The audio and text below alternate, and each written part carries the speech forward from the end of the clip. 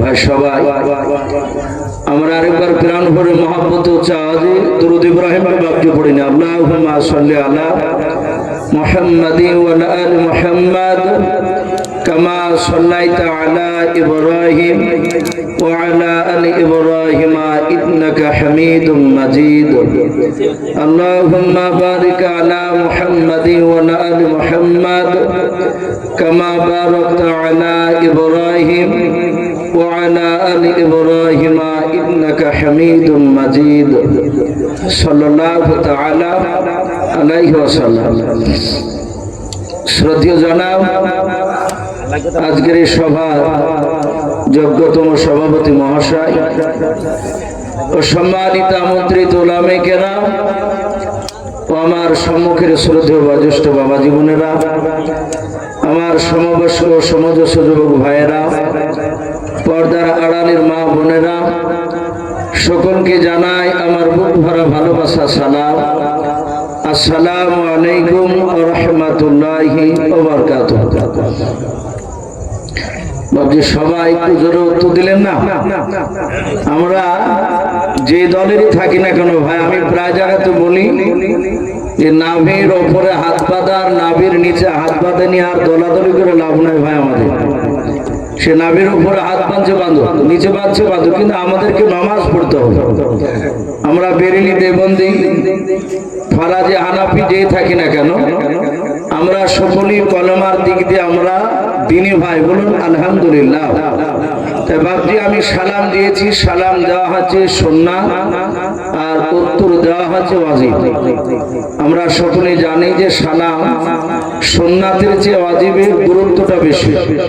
প্রথমে ফরজ, তারপরে ওয়াজিব, তারপরে সুন্নাত, তারপরে বাপজি আপনার মুস্তাহাব, নফল, আমরা যাই বলি না কেন শেষের দিকগুলো। তো সালাম দিয়েছি ভাই, আপনারা সকলে একটু জোরে আওয়াজ দিয়ে উত্তরটা দেবেন। আসসালামু আলাইকুম ওয়া রাহমাতুল্লাহি ওয়া বারাকাতুহু। আলহামদুলিল্লাহ, সমস্ত প্রশংসা সে মহান রব্বুল আলামিনের জন্য, যে মহান রব্বুল আলামিন আমাদেরকে বড় ভালোবেসে রহম করে কাউকে মাগরিবের পর থেকে নিয়ে, কাউকে এশার পর থেকে নিয়ে বাপটি প্রায় রাত্রি আপনার 11টা প্রায় বাজতে চলল।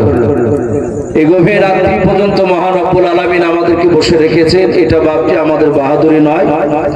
বিশ্বনবী বলেন, আল্লাহ যাকে ভালোবাসে মহান রব্বুল আলামিন তার মহব্বতের বান্দা বান্দীদেরকে রহমতের মজলিসে নিয়ে এসে বসে দেয়। বহু মানুষ বাপকে রাস্তা দিয়ে ঘোরাফেরা করছে, অনেকে চলে গেছে। এরকম মানুষ এসেছিল বাড়ি থেকে যে তারা এই জালসার প্যান্ডেলে পাওয়া যায়নি।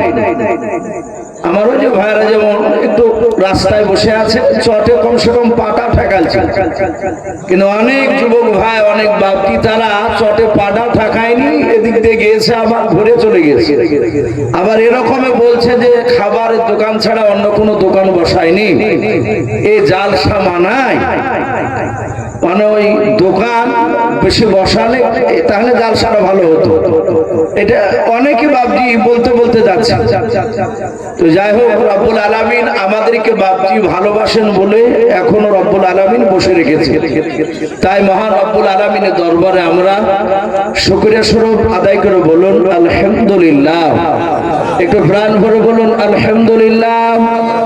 তারপরে পরে আপনার আমার নবী, যিনি ধর্মের গুরু, বিশ্ববরণ্য নেতা, নবিকুল শিরোমণি পয়গম্বর আজম, যিনি সাইয়্যিদুল মুরসালিন ও খাতামুন নবিয়্যিন, যিনি হাবিবে কিবরিয়া আশরাফুল আম্বিয়া, যিনি হায়াতুন নবী, জিন্দা নবী জনাবে মুহাম্মদুর রাসূলুল্লাহ সাল্লাল্লাহু তাআলা আলাইহি ওয়াসাল্লামের উপরে অগণিত দরুদ ও সালাম বর্ষিত হোক। বলুন আল্লাহুম্মা আমিন।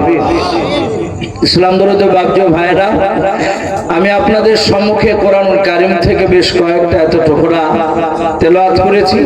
এ ভাই যখন বসছেন আর একটু সামনে আসেন ভাই, শোনা আমার ও নীল পাঞ্জাবি পরা ভাই আপনাকে বলছি, ভাই একটু এগিয়ে আসি। ওই যারা একটু উপরে বসে আছেন ভাই, আমার সমবয়স্ক ভাই যারা একটু বসে আছেন, আমি অনুরোধ করব ভাই একটু এগিয়ে আসেন। এই মাহফিলটা অত্যন্ত দামি মাহফিল। আমরা প্রায় বক্তার মুখ থেকে বাপকে শুনি আল্লাহ রাসূল সাল্লাল্লাহু তাআলা আলাইহি ওয়াসাল্লাম এক একটা সময় এক এক রকমের জিনিসের ফজিলত বয়ান করেছেন। সাহাবাদেরকে নিয়ে আলোচনা করতে করতে নবী বললেন, আমার সব সাহাবার চেয়ে সবচেয়ে দামি সাহাবা আমার রাসূলের কে ছিল? একটু জোরে বলুন ভাই। নবীর সবচেয়ে দামি সাহাবা হযরত বিল্লাল না আবু বকর সিদ্দিক রাদিয়াল্লাহু তাআলা আনহু। এক একটা সাহাবা এক একটা জায়গায় রাসূলুল্লাহ ফজিলত বয়ান করতে গিয়ে তাদের মর্যাদার কথা বাপজি তুলে ধরেছে। এ ভাই যে যুবকটা বিলালের কথা বললে, এ বিলালও বাপজি আপনার উনিও রাসূলের কাছে দামি ছিলেন। নবীজি বললেন, আমি জান্নাতে মেরাজের রাত্রিতে ঘুরছিলাম, আমি জান্নাতে হাঁটছিলাম, আমার ডান পাশে ছিলেন জিবরিল আলাইহিস সালাম আর বাম পাশে হযরতে বেলালের পায়ের আওয়াজ পেয়েছিলাম। বলুন সুবহানাল্লাহ। ওখানে কিন্তু বাপজি আবু বকর সিদ্দিক রাদিয়াল্লাহু তাআলা আনহুর বাপজি পায়ের আওয়াজ পাইনি। তাহলে এখানে বেলালের আওয়াজ, তার মর্যাদা এখানে রাসূলুল্লাহ বলেছেন অনেক। তো বিশ্ব নবীজি এক একটা সময় এক এক রকমের কথা বলতে গিয়ে সেই বিষয় নিয়ে তার মর্যাদার কথা বলেছে। মসজিদে নববীতে আপনারা যেমন আমার সামনে বসে আছে, নবীর সামনে বসেছিলেন, সব সাহাবারা বসা। সাহাবারা জানতেন যে রাসূলুল্লাহর চেহারার দিকে তাকালে, মহাব্বতে ঈমানি হালাতে তাকালে যারা তাকাবে তাদের জীবনের গুনাহগুলো মাফ হয়ে যেত। বলুন আলহামদুলিল্লাহ। এটা সাহাবাদের বাপজি বিশ্বাস ছিল। আমার বিশ্ব নবী সাহাবারা রাসূলের চেহারার দিকে চেয়ে কথা শুনছিলেন। নবীজি এই মজলিসে ফজিলত বয়ান করতে গিয়ে নবীজি বললেন, আমার সাহাবাই কেন, যেখানে কোরআন এবং আমার সুন্নাতের কথা আলোচনা হবে, রাসূলের বাপজি কথা নবীর সুন্নাত, আমরা জানি যে রাসূলের সুন্নাতের উপর আমল না করলে জান্নাত পাওয়া যাবে না।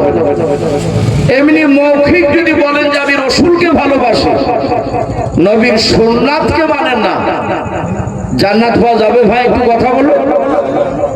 নবীর সুন্নাত মানা এক, আর নবীকে মহব্বত করা এটা আলাদা বিষয়।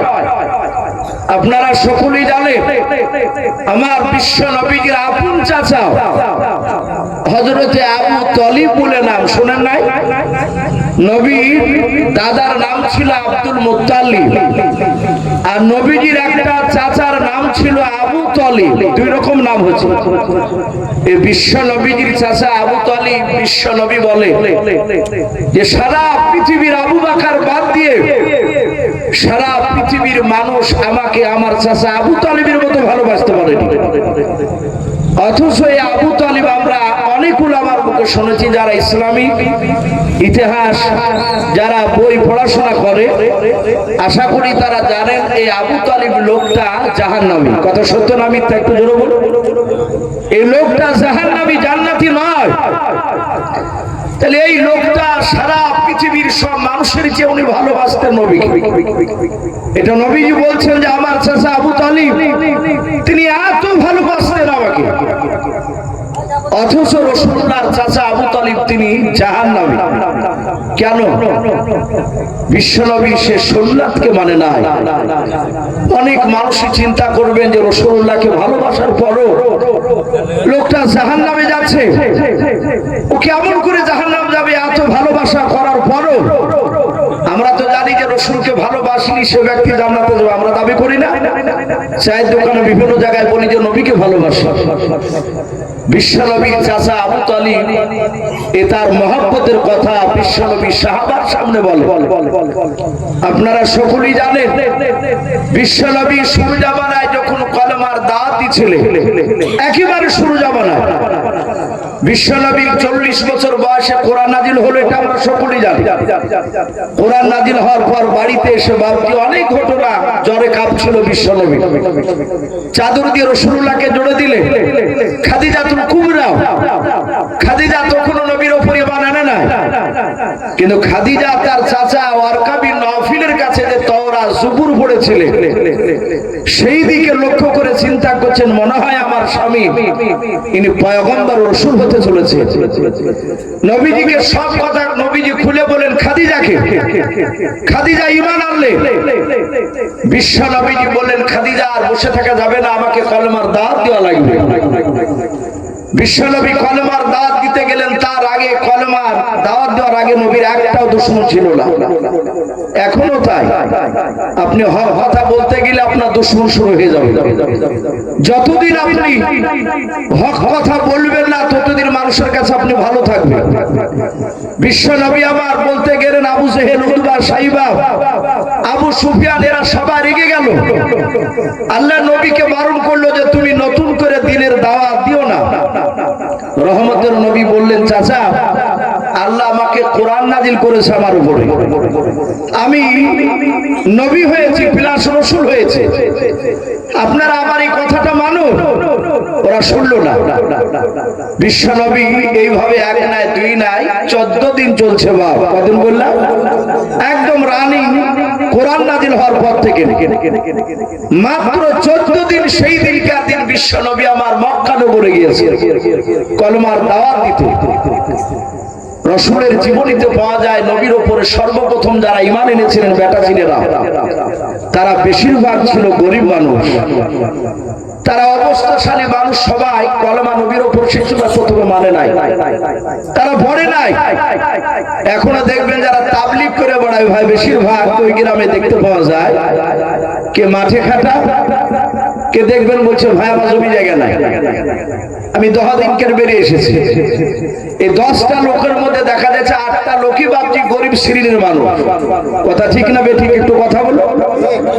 বেশিরভাগ গ্রামে দেখবেন আপনার গরিব মানুষরা, তারা এই রাসূলের গুণগান একটু বেশি করতে যায়। আমার বিশ্বনবী মক্কার চৌরাস্তার মোড়ে নবীজি 8-10টা লোককে কলমার দাওয়াত শোনাচ্ছিলেন, জান্নাত জাহান্নামের বায়ান শোনাচ্ছিলেন। আর ওই সময় বেঈমান আবু জেহেল, উতবা, সাইবালাও ওরা বাপজি রাসূলুল্লাহর কাছে গিয়ে বলল, এই তুমি আবার কি বলছো? আল্লাহর নবী জনাবে মুহাম্মদ রাসূলুল্লাহ সাল্লাল্লাহু তাআলা আলাইহি ওয়াসাল্লাম, আল্লাহর নবী বললেন, চাচা আমি প্রায় আজ থেকে নিয়ে 13 দিন আগ পর্যন্ত আমার চাচারাও আপনারা সকলে জানেন আমি কলমা পড়তেছি, কলমা লা ইলাহা ইল্লাল্লাহু মুহাম্মাদুর রাসূলুল্লাহ সাল্লাল্লাহু তাআলা আলাইহি ওয়াসাল্লাম। এই কলমার দাওয়াত দিচ্ছে চাচা, আপনারা এর আগেও শুনেছেন, আবার জিজ্ঞাসা করেন। আল্লাহর নবীজির কলার খানা বাপজি বেঈমান আবু জেহেল ধরে ফেললাম। বিশ্ব নবী বলেন, চাচা আমি তো আপনাকে কোনো আঘাত দিয়ে কথা বলি না। সঙ্গে সঙ্গে কলার খানাকে ধরে এমন ভাবে পাকসাটা মারলো, টান দিল, রাসূলুল্লাহ তাড়াশ করে বাপটি মাটিতে পড়ে গেলে। যারা আরবে গিয়েছেন পাহাড়ি এলাকা, পাথরি জমি বেশিরভাগ, নবীর পাথরে কপালটা পড়ে কপাল ফেটে গেল। নবী কাঁদতে লাগলে। সারা পৃথিবীর শ্রেষ্ঠ রাসূল, যে নবীর ঘাম দিয়ে বাপটি মুশকে আম্বার নাই খুশবু বের হতো, যে নবী এক রাস্তা দিয়ে একবার হাঁটতে ওই রাস্তায় নবী আর 14 দিন না হাঁটলে ওই রাস্তায় নবত নবত নবীর গন্ধ পাওয়া যেত, খুশবু পাওয়া যেত। বিশ্ব নবী দুনিয়াতে হাসলে যতবার হাসতেন নবীর সম্মানার্থে আল্লাহ জান্নাতের মর্যাদাকে বৃদ্ধি করে দিতেন। বলুন সুবহানাল্লাহ। আর সেই নবীকে বাপজি আবু জেহেল চিনতে পারলো না, নবীর কলার খানাকে ধরে টান মেরে বাপজি ফেলে দিল। আমার বিশ্ব নবী পড়ে বললেন, চাচা আমি তো কোনো অন্যায় করিনি, আল্লাহ আমাকে কলমার দাওয়াত দিতে বলেছেন। আপনারা যে সব পূজা করছেন, ধর্ম যার উপর বিশ্বাস করছে, এগুলো ঠিক নয়। আপনি এক আল্লাহর ইবাদত করুন, উদবা সাইবা তারা পাথর তুলে রাসূলুল্লাহর গায়ে বাপজি আবার আঘাত করলো। নবীর কপাল ফেটে রক্ত বেরোলো। নবীজি রক্তটা মুছলে জায়গাটা ফুলে গেল। নবীকে আবার গলায় ধাক্কা দিয়ে বাপজি দূর করে বলল, এই আগামী কাল থেকে আর কলমা দাওয়াত দিবি না, যদি দিস আজ যা মারলাম এর চেয়ে আরো বেশি মারবো তোকে। রহমতের নবী কাঁদতে কাঁদতে চলে গেলে। পেছন দিকে বাপজি ঘুরে তাকাচ্ছেন, এরা আমাকে চিনতে পারলো না, আমি যে রাসূল এরা চিনতে পারলো না। আমার নবী নবী কাঁদতে কাঁদতে বাপজি চলে যাচ্ছে। আর কিছুক্ষণ পরেই রাসূলের আপন চাচা আবু তালিব ওই মক্কা নগরে যে কোনো কাজ নিয়ে যাচ্ছিল। আবু জেহেল, উতবা, সাইবা, আবু সুফিয়ান তাবড় নেতা। সে সময় মক্কা নগরে কাফের দ্বারা ওরা ডাকখানে বসে আছে। আবু তালিব গিয়ে বলে, ভাই কি ব্যাপার সব নেতাগুলো এখানে? বলে, হ্যাঁ আমরা একটা কাজে এসেছিলাম। নবীর চাচা আবু তালিব আবু জেহেলকে বলছে, ভাই তোমার মনটা ভারী কেন? মুখটা ভারী করে বলল, তুমি জানো না এই তোমার ভাতিজার খোঁজ রেখেছো? বিশ্ব নবীজি বললেন। নবীজির চাচা আবু তালিব ডাক দিয়ে বলল, আবু জেহেল ভাই, আমি জানি যে ওই ছেলে যুবক আমার ভাতিজা সে নতুন দিনের দাওয়াত দিয়ে বেড়াইছে। আমি তো তার দিনকে মানিনি, আমি তার কালেমা পড়ি নাই, আমি আমার বাপ দাদার ধর্মের উপরে অটুট হয়ে আছি। আমি আমার বাপ দাদা ধর্মকে বিশ্বাস করি, ওর ধর্ম মানি না। আবু জেহেল বলল, শুধু তোমার খাতিরে আমরা ওকে বেশি মারিনি। শুনে নাও ভাই, তুমি আজকে দিনের বেলায় বাড়ি গিয়ে ওকে বুঝিয়ে বললো, আগামী কাল যদি কলেমার দাওয়াত দিতে বেরোয় তাহলে আমরা তাকে মারতে মারতে তাকে হত্যা করে ফেলবো, আমরা ওকে বেঁচে রাখবো না। যখনই বিশ্ব রাসূলকে বাপজি মারবো বললো, জীবনীতে এসেছে সেরাতে হালবিয়া বলে একটি কিতাব, তাতে বিশ্ব নবীজির চাচা আবু তালিবের দুই চোখের কোনা দিয়ে বাপজি পানি ঝরছিল।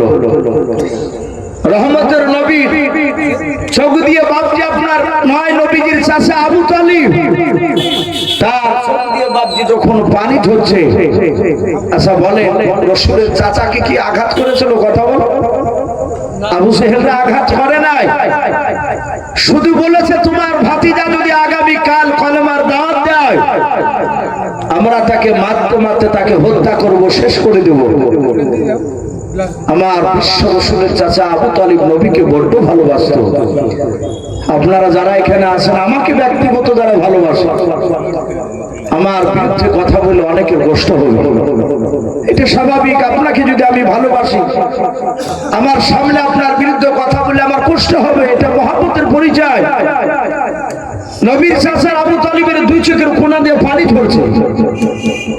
রাসূলকে মারবো বলেছে, বলল ভাই আমাকে আবু তালিব, আমি আবু তালিব আমার ভাতিজা মুহাম্মদ সাল্লাল্লাহু আলাইহি ওয়াসাল্লাম, ও তো আর দুধ পড়ছে না। মুহাম্মদ সাল্লাল্লাহু আলাইহি ওয়াসাল্লাম আশা করি আমার কথা সে মানতে বাধ্য হবে, আমার কথার বাইরে যাবে না। আবু তালিবকে আবু জেহেল বলল, যদি তোমার ভাতিজা আমাদের দ্বীনের দাওয়াত আমাদেরকে না দেয়, নতুন বাপ দাদার ধর্মের বিরুদ্ধে যদি কথা না বলে, তাহলে তোমার ভাতিজাকে 3টে পুরস্কার দেব। আবু তালিব বলল, ভাই কি পুরস্কার দিবা? বলে, 1 নম্বর তোমার ভাতিজাকে আমার যে সম্মানের অধিকারী করব তাকে, শুধু মক্কা নাই গোটা আরবের মধ্যে 1 নম্বর সম্মান দেওয়া হবে তাকে। 2 নম্বর 200টা উট দিব। 3 নম্বর শুনে নাও, তোমার ভাতিজাকে মক্কার সবচেয়ে বড় খাজুরের বাগান যেটা চাইবে সেটাই দেওয়া হবে। বড় খাজুরের বাগানটা আমরা ফ্রিতে দিয়ে দেব, এগুলো নিলে তার কিছু দরকার নাই। তা আবু তালিব বলল, আমি কি বলবো? সারাদিন বিশ্বনবী কলমার দাওয়াত দিয়ে ওই মার খাওয়ার পর বন্ধ করেন। বাড়ি গিয়েছেন, খাদিজাতুল কুবরা কপালখানায় পানি গরম করে ন্যাকড়া দিয়ে মুছে দিচ্ছে। খাদিজা রাসূলুল্লাহর ফাটা জায়গাতে চুমা দিচ্ছে। বিশ্বনবী বলেন, ওরে খাদিজা, আমি কোনো অন্যায় করিনি, আমি শুধু তাদের কাছে দ্বীনের দাওয়াত, জাহান্নামে ওরা চলে যাবে আমি জান্নাতের রাস্তা দেখাচ্ছিলাম, আর ওরা আমাকে ধরে মারলো। খাদিজাতুল কুবরা চোপা দিয়ে কাঁদছেন আর বলছেন, গো স্বামী, আপনি যে আখিরি জামানার রাসূল, ওরা চিনে না, ওরা চিনে না। ওরা যদি জানতো যে আপনি সত্যি দামি রাসূল, ওরা মারতো না। ওরা পাগলের মতো আপনার দিকে চেয়েছে, কথাগুলো শুনতো। বিশ্ব নবী বললেন, ওরে খাদিজা, আমি তাদের জন্য দোয়া করি, আমি তাদের জন্য দোয়া করেছি, আল্লাহ তুমি তাদেরকে হেদায়েত করো। ওরা আজ আমাকে বুঝে নাই, আগামীতে হয়তো আমার সন্তানরা হয়তো আমাকে চিনবে, বুঝবে। বিশ্ব নবীর কথা, খাদিজার সান্ত্বনামূলক কথা ছিল। বিশ্ব নবীর ব্যথাটা মনে হচ্ছে সব পানি হয়ে গেল। আমাদের বেশিরভাগ যারা বিবি আছে, এই কারো কাছে মার খেয়ে বাড়িতে গিয়ে যদি একটু যদি কাঁদে, ও কাঁদা বাদ দিয়ে যদি চোখে হাত বুলান, পানি বেড়ায়, বলবে কি হলো, কাঁদছো কেন, চোখে পোকা ফেলো নাকি, পোকা পড়েছে চোখে, বলে পোকা লাই, ও জোনা মারিয়েছে আমাকে। তো অমনি সাদা হাতে বলবে তার লাখ সুরে ফেটিয়ে দিতে পারো নি। কোন সান্ত্বনামূলক কথা না, যে ওরা বেয়াদব, ওরা বুঝে না, তাই হাত তুলেছে, আপনি বয়স করলো, এসব সান্ত্বনামূলক কথা নয়। ওনাকে মারতে পারোনি, তুমি মেয়ে ছেলের মতো চলেছে, হাতে চুরি করো গা, মেজাজটা আরো খারাপ করে দেয়। খাদিজা ডাক দিয়ে বলছে, নগো রাসূল, ওরা আপনাকে চিনে না, ওরা যদি চিনতো আপনি রাসূল, তাহলে আপনাকে ভাবে মারতো না, আপনার দিকে মহব্বতে চেয়ে থাকতো। বাপজি আমার সোনা লালেরা, সাহাবায়ে কেরামরা রাসূলকে চিনেছিলেন। আমার সাহাবারা নবীর দিকে এমন ভাবে তাকাতে, নবী মাঝে মাঝে বলতেন, ও সাহাবারা অমন করে আমাকে দিকে তাকাও কেন, অন্যদিকে বাজার ফেলো না, আমার দিকে তাকাও কেন। বলছেন, ওগো রাসূল, আপনাকে যে আমরা বড্ড ভালোবাসি, নবী আপনার দিকে তাকিয়ে অন্যদিকে তাকাতে আমার মন চায় না। জোরে বলুন আলহামদুলিল্লাহ। এই ছিল তাদের মহব্বত, ভালোবাসা। আমার রাসূলের চাচা সন্ধ্যার দিকে বাড়ি এসে তার অর্ধাঙ্গিনী বিবি আবু তালিব তার স্ত্রীকে বলছে, বিবি, একটা বাসনে দুজনার খাবার খোলো, একটা বাসনে। বলে, এতদিন তো খাওনি, হঠাৎ করে দুজনের খাবার কেন? বলে, আমার ভাতিজাকে নিয়ে খাবো। বলে, বহুদিন আগে খেতে, খাদিজার সাথে বিয়ের পর থেকে আপনি তো আর রাসূলকে নিয়ে খান নাই, ওরা স্বামী স্ত্রীতে খায়, আপনি আলাদা খান, আপনি আমি খাই, কিন্তু একসঙ্গে তো দুজনে আর খান না। আমার রাসূল সাল্লাল্লাহু তাআলা আলাইহি ওয়াসাল্লামের চাচা আবু তালিব, রাসূলের যখন 13 বছর বয়স ছিল, সেই সময় নবীর দাদা আব্দুল মুত্তালিব ইন্তেকাল করেছিলেন। তারপর থেকে রাসূলুল্লাহর চাচা আবু তালিব নবীকে নিয়ে যখনই খাবার খেতে বসতেন, রাসূলকে নিয়ে একই বাসনে খাবার নিয়ে খেতেন, একাই খেতে দিতেন না। উনি ভাবতেন, আমি যদি না খাই, একা হয়তো খেয়ে নিলাম, পরে হয়তো আমার ভাতিজাকে, আমার স্ত্রী হয়তো পেট ভরে খাবার নাও দিতে পারে। আমার বিশ্ব নবী, দরদি নবী, রহমতের নবী পাশের ঘরে রয়েছে।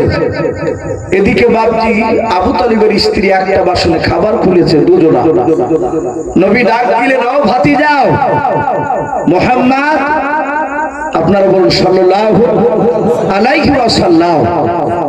ডাক দিয়ে বলা হলো যে, ভাতিজা এসো তুমি আমার কাছে। নবী সোজা চলে আসে। বিশ্ব নবী ডাক দিয়ে বললেন, চাচা আমাকে ডাকলেন? বলে, হ্যাঁ। বলে, বসো খাবারের কাছে। খাবারের কাছে বসলে আবু তালিব মনে মনে চিন্তা করছে, একে যদি আমি বলি যে তোমাকে আবু সেহেলা মারবে, দিনের দাওয়াত তুমি আগামী কাল থেকে দিও না। আবার চিন্তা করলো, যদি আমি আগে বলি দিই খাবার খাওয়ার আগে, আমার ভাতিজা যদি দুঃখ করে খাবার না খায়, ও যে সারা রাত শুয়ে থাকবে, আমি ঘুমাতে পারবো না। আমি তার চাচা আবু তালিব, ও না খেয়ে শুয়ে থাকবে, আমি ঘুমাতে পারবো না। তাই চিন্তা করলো, খাবার খাওয়ার আগে এই কথাটা না বলাই ভালো। এখান থেকে বাপজি আমাদের শিক্ষা নেওয়া দরকার। আমাদের অনেক সন্তানরা অবুঝ, তারা অনেক ভুল করে ফেলে। 20 বছরের ছেলে, 18 বছরের ছেলে, 15 বছর ছেলে ভুল করে না, কথা বল। অনেক যুবকরা ভুল করে, অনেক বাপ রাগ সামলাতে না পেরে অনেক সময় মারতে মারতে মেরে ফেলে, অনেক সময় এমন আঘাত দেয়, এমনকি খাবার খেতে বসলে খাবার বাসনকে কেড়ে নেয়। যুবক, তা তো ছেলে মানুষ খামখেয়ালি বুদ্ধিটা, সেই ছেলেটা ভাবে যে আব্বা আমাকে আঘাত করলো, খাবার খেতে দিয়ে আবার কেড়ে নিল, পুরো খেতে দিল না। দেখা যায় হয় গলায় দড়ি দেয়, না হলে বিষ খেয়ে মারা যায়। অনেক ছেলেরা রাগ সামলাতে পারে না, এই জন্য বাবা সন্তান ভুল করলে তাকে খাবার খেতে বসলে, খাবার খেতে দেখলে তাকে ওই সময় আঘাত দিয়ে কথা বলবেন না। খাবার খাওয়া হয়ে যাবে, তারপর তাকে বুঝিয়ে বলল। বিশ্ব নবীজি চিন্তা করলেন, না নবী চাচা, যে আমি ওকে খাওয়ার আগে বলবো না, খাবার খেয়ে নে তারপরে বলবো। ডাক দিয়ে বলেছিল, ভাতিজা খাবার খেতে তুমি শুরু করে দাও। আল্লাহর নবী জনাবে মুহাম্মদ রাসূলুল্লাহ সাল্লাল্লাহু তাআলা আলাইহি ওয়াসাল্লাম নবীজি ডাক দিয়ে বলেন, চাচা বেয়াদবি হলে মাফ করবেন। ওগো আল্লাহর নবীজি, যেদিন আমার বয়স ছিল 13 বছর বলে, হ্যাঁ রে বাবা, ওই দিনকে আমার দাদা আব্দুল মুত্তালিব ইন্তেকাল করে গিয়েছিলাম। সেই দিন থেকে চাচা খাদিজার সঙ্গে বিয়ে হওয়ার দিন পর্যন্ত, সকাল পর্যন্ত, ওগো আমার চাচা, ওই এত বছর ধরে আপনি এক বাসনে আমাকে না নিয়ে খাবার খেতেন না। ওগো চাচা, আপনি ভালো করে লক্ষ্য করে দেখেছেন, একই সঙ্গে আপনি আর আমি খাবার খেতে বসলে আপনি আগে খাবার না খেলে আমি আপনার ভাতিজা আগে খাবার খেতাম না, আপনি আগে খাবার খেতেন। ওগো আমার চাচা, আপনি আগে খাবার শুরু করেন খেতে, তারপরে আমি খাবো। আল্লাহর নবীজির এই কথা শোনার পর নবীজির চাচা আবু তালিব আর থাকতে পারলো না, ধৈর্যের বাদ বাপজি ভেঙে ফেললাম। আল্লাহর নবীজিকে বাপজি পাদা মেরে জোরে ধরে বলেছিলাম, ওরে আমার ভাতিজা, তুমি আমাকে এত ভালোবাসো বলে, হ্যাঁ চাচা, আমি আপনাকে আমার আব্বার চেয়ে আমি বেশি ভালোবাসি।